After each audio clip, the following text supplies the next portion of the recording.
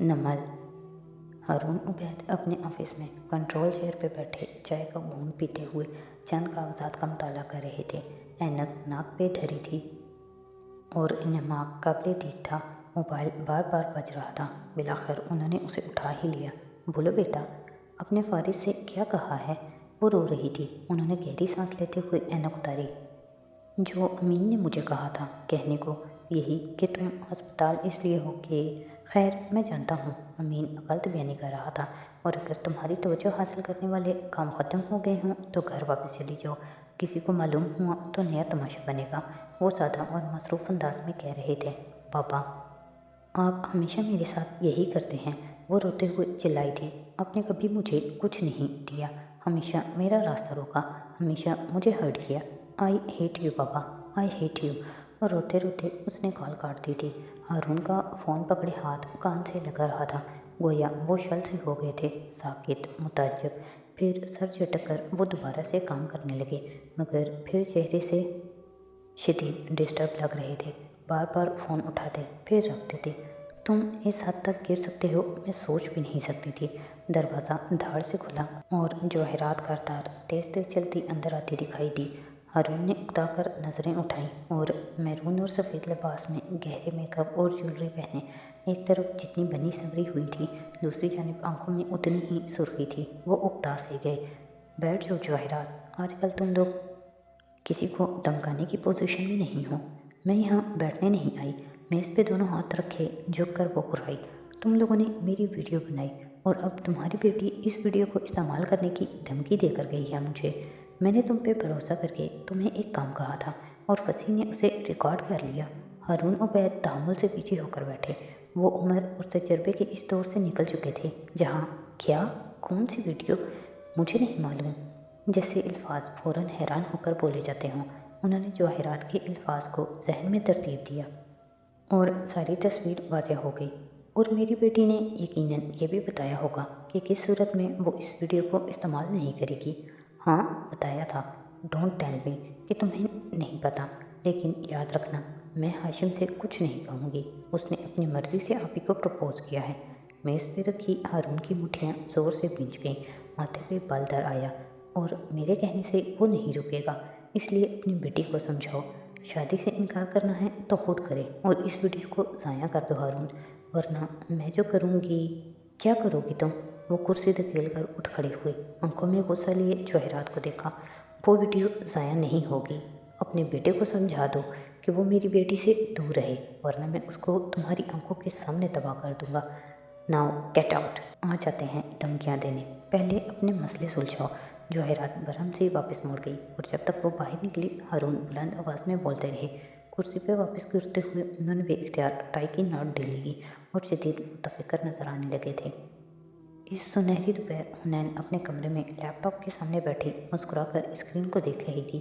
Copy نہیں ہو پا رہا تو کیا ہوا، میموری کارڈ تو میرے پاس ہے نا۔ میموری کارڈ کی فائلز کاپی نہیں ہوتی تھیں۔ اس نے بہت کوشش کر کے دیکھ لی تھی۔ اس نے سلاٹ سے کارڈ نکالا، پھر ایک ننھی سی پلاسٹک کی ڈبی جس کو اپنے میموری کارڈ سے اس نے خالی کر لیا تھا میں اسے ڈالا۔ اپنی الماری کھولی، لاک والے دراز میں اسے رکھ کر مقفل کیا اور چابی جوتوں کے خانے میں پیچھے کر کے چھپا دی۔ پھر مسکرا کر واپس لیپ ٹاپ پہ آ بیٹھی۔ ان باکس کھولا۔ سیف سادی یوسف کا پیغام ابھی تک ان باکس میں موجود تھا جس میں احمر کو اس نے ایڈمن بننے کی درخواست دی تھی۔ مسکراتے ہوئے حنین نے پیغام ٹائپ کیا۔ یہ ہے میرا نمبر، مجھے کال کریں پلیز احمر، مجھے سلطان بنگش کے بارے میں بات کرنی ہے۔ پیغام بھیج کر وہ کرسی پہ ٹیک لگائے مزے سے بیٹھ گئی۔ 2 سیکنڈ بعد ہی سین لکھا آ گیا۔ احمر آفس کی راہداری میں 2 افراد کے ساتھ چلتا جا رہا تھا اور کچھ بول بھی رہا تھا جب موبائل بجا۔ چونکہ ہاتھ میں ہی تھا اس لیے اس نے بات جاری رکھتے ہوئے اسکرین کو چھوا۔ پیغام پڑھ کر اس کی زبان رکی، چہرہ افق ہوا۔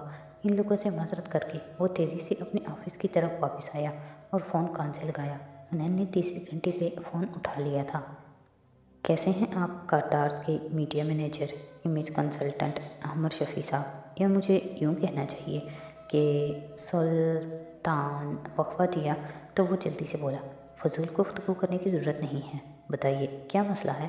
ٹائی ڈھیلی کرتے ہوئے وہ پریشانی سے کہہ رہا تھا، مجھے یہ پوچھنا تھا کہ کیا کردار ابھی تک ہمارے کالز ریکارڈ کر رہے ہیں؟ وہ معصومیت سے بولی۔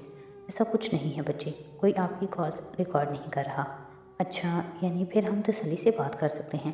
میں ایک صاحب کے بارے میں بات کرنا چاہتی ہوں، ان کا نام سلطان تھا۔ ہنر پلیز، اس نے پیشانی آستین سے پہنچی، سفید چہرہ لیے وہ مضطرب سا فون کان سے لگائے آفس میں ٹہل رہا تھا۔ نہیں احمد شفیع، پلیز تو میں بولوں گی اب 1 گھنٹے کے اندر اندر ہمارے تمام فونز اور کمپیوٹرز کی مانیٹرنگ ختم کر دی جانی چاہیے، ورنہ میں اپنے پی ٹی سی ایل سے اپنی پھوپھو کو کال کروں گی اور ان کو وہ دلچسپ کہانی سناؤں گی، سلطان صاحب والی۔ اور میں روز یہی کروں گی، روز ایک نئے رشتہ دار کو کال کروں گی اور ان کو وہ کہانی سناؤں گی۔ اب ہماری کالز ریکارڈ کرنی ہے یا نہیں، یہ فیصلہ آپ کا ہے۔ بائے۔ مسکرا کر کال کاٹی اور احمد فون رکھ کر تیزی سے باہر بھاگا۔ لفٹ میں سوار 2 نچلے فلور تک گیا۔ وہ بھاگتے ہوئے راہداری عبور کی، ایک آفس کا دروازہ کھولا اور اندر بیٹھے کانوں سے ہیڈ فون لگائے شخص کو اٹھو باہر جاؤ کہہ کر اسے کالر سے اٹھا کر کھڑا کیا اور اس کی جگہ پہ بیٹھا۔ باہر جاؤ، وہ حیران پریشان سا جگہ سے نہ ہلا تو احمد دھاڑا، وہ فوراً باہر لپکا۔ اب احمد تیزی سے کی بورڈ کے بٹن دبا رہا تھا، اس کی پیشانی سخت سردی میں بھی پسینے سے تر ہو رہی تھی۔ ہاشم کے آفس میں باوجود سردی کے کسی ہیٹر کی ضرورت نہ تھی، ماحول خاصا گرما گرم ہو رہا تھا۔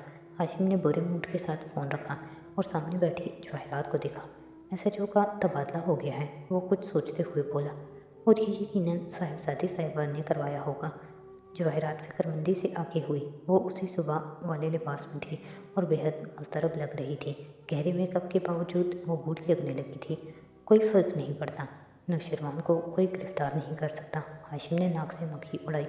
تم اس کی ضمانت از قبل گرفتاری کیوں نہیں کروا لیتے؟ ممی کیا ہو گیا ہے؟ یہ نان بیلیبل آفینس ہے، ضمانت نہیں ہو سکتی۔ ہو سکتی ہے، تم نے رانا برکت والے کیس میں کروائی تھی نا؟ ممی وہ غیر معمولی حالات تھے، وہاں بہت سی جائز وجوہات تھیں، یہاں نہ ہو سکتی ہے، نہ اس چکر میں پڑنے کی ضرورت ہے۔ اب بے فکر رہیں، کوئی شیر کو گرفتار نہیں کرے گا، ہاشم نے اس کی آنکھوں میں دیکھ کر پورے وثوق سے کہا۔ جواہرات نے مضطرب سے پہلو بدلا، وہ تب سے کمرے میں بند ہے۔ ہاشم تم اس کی فکر کرو، فی الحال ہم کتنے کرائسس میں ہیں؟ ہاشم نے چونک کر اسے دیکھا۔ کیا مطلب میں اس کی فکر کروں؟ کر تو رہا ہوں، میں ہی تو کر رہا ہوں، مگر آپ کے یہ الفاظ کہاں سے آ رہے ہیں؟ ہاں؟ اس نے ایک تیز نظر ماں پہ ڈالی۔ جواہرات نے چائے کا کپ آہستہ سے فرج میں رکھا اور الفاظ ڈھونڈے۔ آبی والے معاملے کو کچھ عرصے کے لیے ملتوی کر کے 1 منٹ ممی، اس نے سختی سے ہاتھ اٹھا کر اسے روکا۔ جواہرات کی سانس تک اٹک گئی۔ میں نے اس کو پروپوز اس لیے نہیں کیا تھا کیونکہ آپ مجھے بار بار ترغیب دلاتی تھی، میں نے یہ فیصلہ اپنی وجہ سے کیا تھا۔ میری بھی ایک زندگی ہے جسے میں آپ لوگوں کی غلطیاں درست کرنے میں ختم نہیں کر سکتا۔ وہ معاملہ جہاں ہے وہیں رہے گا، اس کے بارے میں کچھ کہنے کی ضرورت نہیں ہے۔ جواہرات نے آہستگی سے اسبات میں سر ہلایا، البتہ اس کی رنگت پھیکی پڑ چکی تھی، وہ بے حد شکست خوردہ نظر آ رہی تھی۔ وہ پرس اٹھائے آفس سے باہر نکلی تو احمد چلا آ رہا تھا، وہ اس کے ساتھ سے گزرنے لگی تو احمد نے قریب ہو کر سرگوشی کی۔ مسز کردار، میں یوسف کے فون ٹیب ہٹوا رہا ہوں۔ جواہرات نے چونک کر اسے دیکھا، پھر آنکھوں میں غصہ در آیا۔ یہ ہر کوئی اپنی من مانی کب سے کرنے لگا ہے؟ تم ہاشم سے پوچھے بغیر مسز کردار، وہ نرمی سے سرگوشی میں بولا، وہ لڑکا ساتھی، وہ کال کر کے کسی سے خاور کی بات کر رہا تھا، خاور کو پھنسانے کی، آپ کا نام لے رہا تھا، میں اسی لیے ٹیپ ہٹوا رہا ہوں۔ بے فکر رہیں، میں آپ کا وفادار ہوں، سمجھانے والے انداز میں وہ بولا تو جواہرات گہری سانس لے کر رہ گئی۔ رنگت مزید پھیکی پڑی، ہر طرف سے گھیرا تنگ ہو رہا تھا، ہر شخص ٹائم بم بنا ٹک ٹک کر رہا تھا۔ ٹھیک ہے، تم نے درست کیا، ویسے بھی اب کال ٹائپنگ کی ضرورت نہیں رہی، وہ تھکے تھکے سے انداز میں کہہ رہی تھی۔ احمد نے غور سے اسے دیکھا۔ مسز کردار پریشان مت ہوں، میں آپ کے ساتھ ہوں۔ راہداری میں باریک ہیل سے چلنے کی آواز آئی تو وہ دونوں جو قدرے الگ تھلگ کھڑے تھے چونک کر دیکھنے لگے۔ سامنے سے شیرین چلی آ رہی تھی، رنگ برنگے کپڑوں میں ملبوس، بالوں کو الٹے سیدھے فیشن کے مطابق باندھے۔ وہ ان کو نظر انداز کر کے ہاشم کے آفس کی طرف بڑھ گئی۔ جواہرات کی چبھتی نظروں نے دور تک اس کا تعاقب کیا تھا۔ احمد مجھے خاور سے نجات چاہیے، وہ بے بسی سے دبی دبی آواز میں کہہ رہی تھی۔ ہاشم کہہ رہا تھا اس نے کال کی ہے اس کو، ہمیں کچھ کرنا ہوگا احمد۔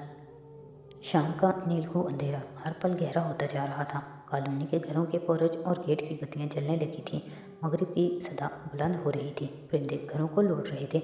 ऐसे में फारिस काजी कॉलोनी की मस्जिद में मौजूद था। संगमरमर की चौकी पर बैठा वो झुककर नल से वजू कर रहा था। पानी उसके कानों की लोक और ठोड़ी से टपक रहा था और नजरें झुकी हुई थी। पाँव धोकर वो सीधा खड़ा हुआ, फिर स्वेटर के आस्तीन बराबर करता सहन की तरफ बढ़ गया। मस्जिद धीरे धीरे नमाजियों से भर रही थी।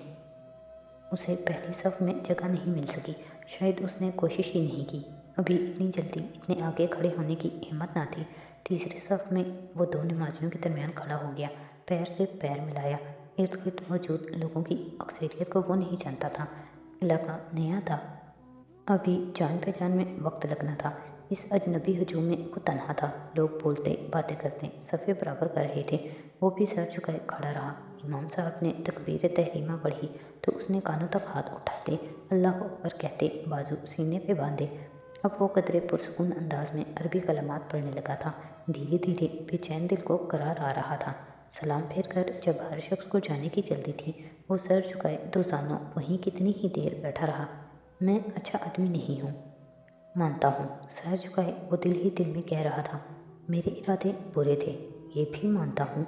मैं खबर को कत्ल करना चाहता था। उसने मेरी बेगुनाह भाई और मासूम बीवी को मारा था। मैं हाशिम और जवाहरात में से किसी एक को कत्ल करना चाहता था, जिसने इस इकताल का हुक्म दिया था। इसीलिए मैं कहता था जुमर से कि हम अलग हो जाएंगे, मगर अब ऐसा नहीं होगा। मैं खबर का फैसला अल्लाह पे छोड़ता हूँ। न मैं उसके पीछे जाऊंगा, न उसके खिलाफ कुछ करूंगा। रहा हाशिम तो मैं उसकी जान नहीं लूँगा। खैर आप जानते हैं मैं क्या करूंगा उसके साथ, मगर अब मैं किसी की जान नहीं लेना चाहता। इंसाफ चाहिए मुझे, अदालत नहीं देगी जानता हूँ, खुद लेना पड़ेगा मानता हूँ, मगर हाँ अब मैं उससे अलग नहीं होना चाहता। अब मैं खुश हूँ, अब मैं ठीक हूँ, अब रोशनी नज़र आने लगी है। अब लगता है कि मेरा टूटा हुआ दिल जुड़ जाएगा। मोहब्बत कितनी मोहब्बत हील कर देती है। ऐ अल्लाह, सर झुकाए चेहरे पे हाथ फेर कर वो उठा तो नमाजियों का हजूम तितर बितर हो चुका था। वो चुपचाप मस्जिद से निकल आया, जूते पहने और ठंडी खुशगवार हवा में चलता हुआ घर का फासला अबूर करने लगा। उसका चेहरा पहले से पुरसकून और मुतमिन लगता था। उसके जॉगर्स में मुक़य्यद पैर तारकोल की सड़क अबूर कर रहे थे, तेज़ तेज़, और शायद गुजरे बरसों का फासला भी तय कर रहे थे। नीलकू अंधेरा बढ़ता जा रहा था।